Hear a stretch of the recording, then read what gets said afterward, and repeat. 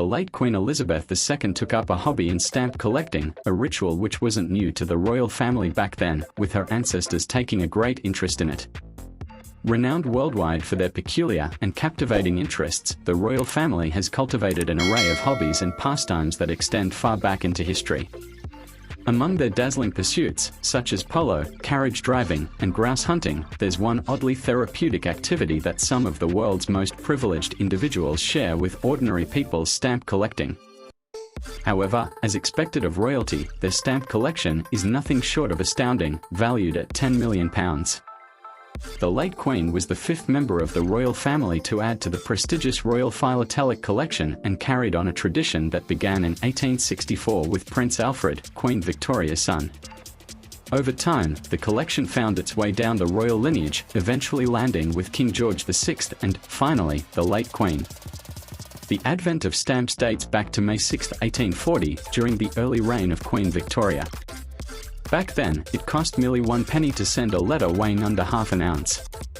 Out of all the royal custodians, King George V exhibited exceptional dedication to preserving and expanding the collection.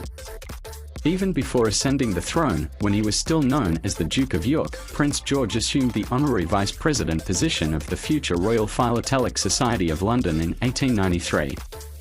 King George V's passion for stamp collecting knew no limits, as he went on to set a remarkable record for the highest price ever paid for a single stamp.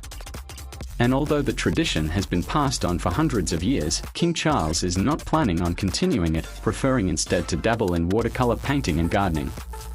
Before the passing of Queen Elizabeth II, royal expert Phil Dampier told Fabulous Digital, the Queen loved showing her stamp collection to visitors, said heads of state who stay at Buckingham Palace.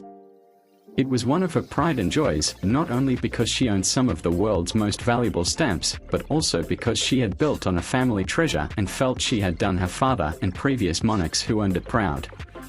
In early 2022, King Charles saw 79 of his watercolors shown at the Garrison Chapel in Chelsea. The then Prince of Wales spoke of his hobby on a display panel and said that painting refreshes parts of the soul which other activities can't reach. He added, "You become increasingly aware of things that may have escaped your attention previously: the quality of light and shade, of tone and texture, and of the shape of buildings. It all requires the most intense concentration and consequently is one of the most relaxing and therapeutic exercises I know.